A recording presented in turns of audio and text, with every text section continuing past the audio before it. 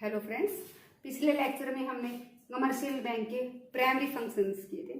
तो इसमें हम क्या करेंगे, secondary and social function, developmental function जो है वो करेंगे।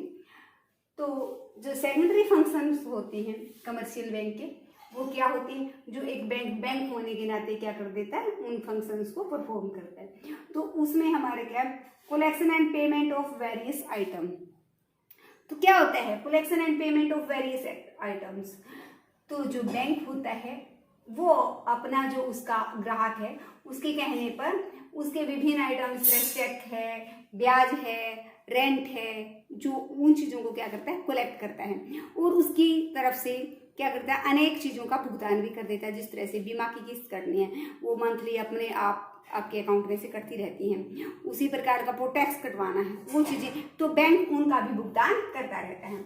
Purchase and sale of securities.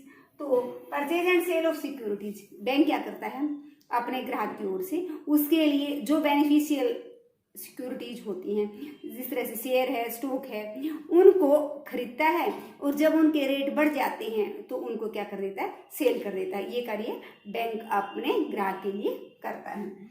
फिर है ट्रस्टी एंड एग्जीक्यूटर। बैंक अपने ग्राहक के कहने पर उसकी संपत्ति का ट्रस्टी और प्रबंधक दोनों का कार्य करता है। फिर है रेमिटिंग ऑफ मनी।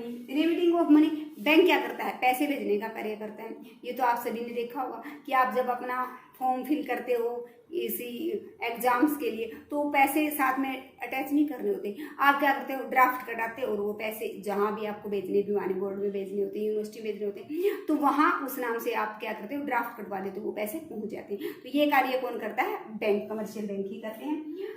तो फिर है हमारा purchase and sale of foreign exchange. Bank क्या करता है, ये कमर्शियल बैंक जो फॉरेन मनी है, फॉरेन करेंसी है, उसको परचेज करने का और सेल करने का कार्य करता है। ये कार्य करके वो क्या करता है, इंटरनेशनल ट्रेड को बढ़ावा देता है, जो अंतर्राष्ट्रीय व्यापार है उससे वो बढ़ जाता है। ये कार्य मुख्य रूप से जो विदेशी विनिमय बैंक हैं वो करते हैं। फिर है हमारा है लेटर ऑफ रेफरेंस। बैंकों को क्या होता है, देश विदेश के ग्राहकों की आर्थिक स्थिति की जानकारी होता है, वो उनके ग्राहकों की आर्थिक स्थिति की जानकारी हमारे देश के ग्राहकों को देता है और हमारे देश वाले ग्राहकों की आर्थिक स्थिति की जानकारी देश विदेश के व्यापारियों को देता है। तो इस प्रकार से व्यापार को सुगम मतलब और इजी बनाता है ये। फिर हमारा है अंडर राइटिंग।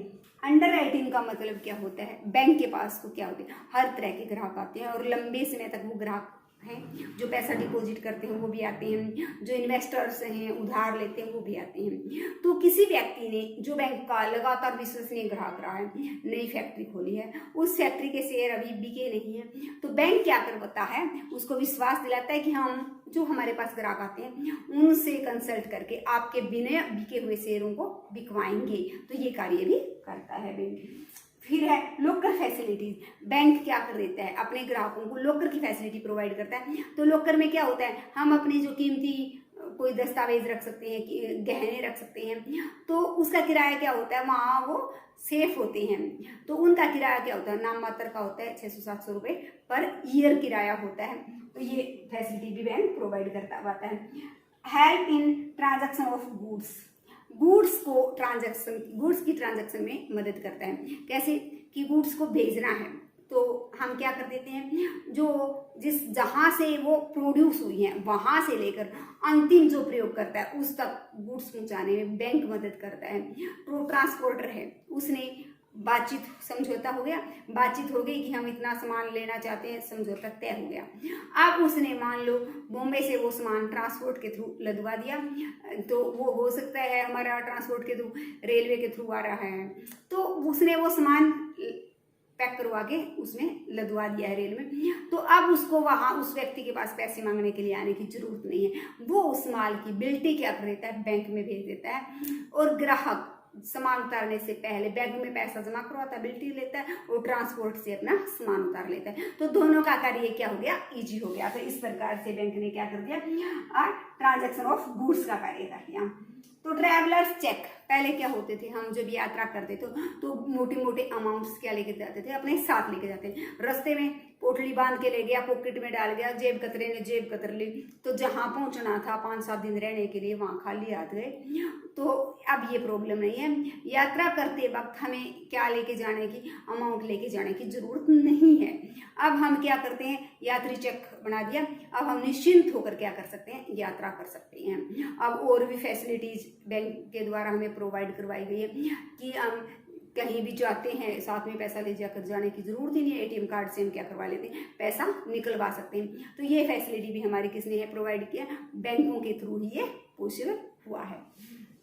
फिर है सोशल फंक्शन, जिनको हम क्या कहते हैं, ये सोशल फंक्शन जो इकोनॉमिक डेवलपमेंट के लिए जरूरी होते हैं। तो उनमें हमारा होता है कैपिटल फॉर्मेशन। कैपिटल फॉर्मेशन में क्या होता है, तो जिस तरह से कोई व्यक्ति क्या करना चाहता है, इन्वेस्ट करना चाहता है, वो इंडस्ट्री लगाना चाहता है।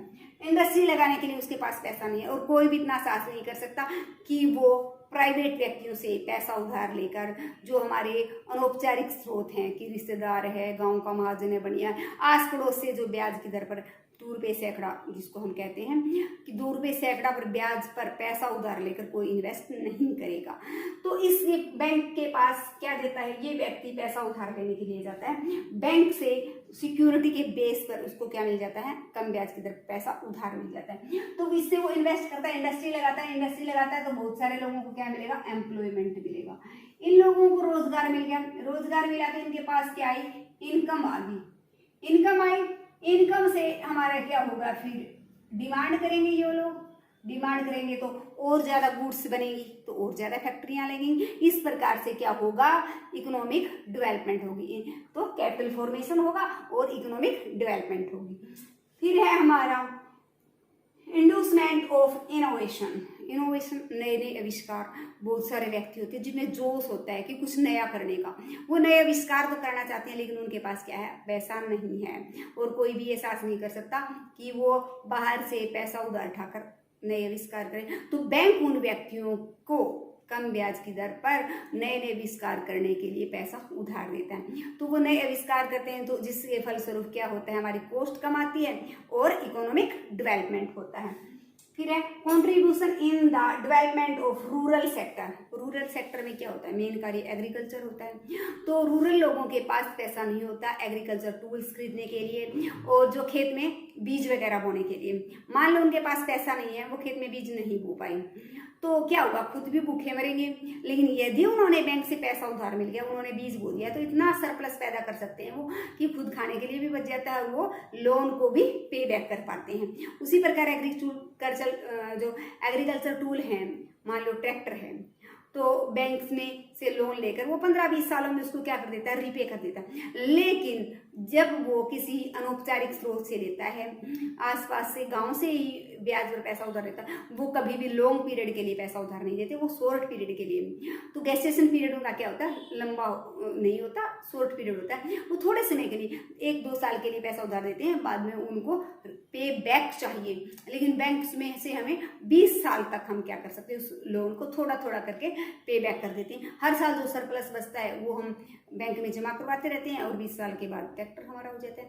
तो इससे हमारे एग्रीकल्चर में क्या होगा, प्रोडक्शन इंक्रीज होगा, तो गांव के लोगों का भी स्टैंडर्ड हाई होगा। तो इस प्रकार से जो हमारा गांव का जो विकास है उसमें कौन योगदान देता है, बैंक, कमर्शियल बैंक ने योगदान दिया कि उनके पास एग्रीकल्चरल टूल्स नहीं थे, जिसके के बगैर क्या खेती बढ़िया तरीके से नहीं हो पा रही थी। तो बैंक ने उनको क्या दिया, कम ब्याज की दर पर लोन प्रोवाइड किया, जिससे उन्होंने क्या किया, वो एग्रीकल्चर टूल्स खरीदे और अच्छे से खेती की। तो वहां से उनका क्या हो गया, फिर विकास हुआ, गांव का विकास हुआ।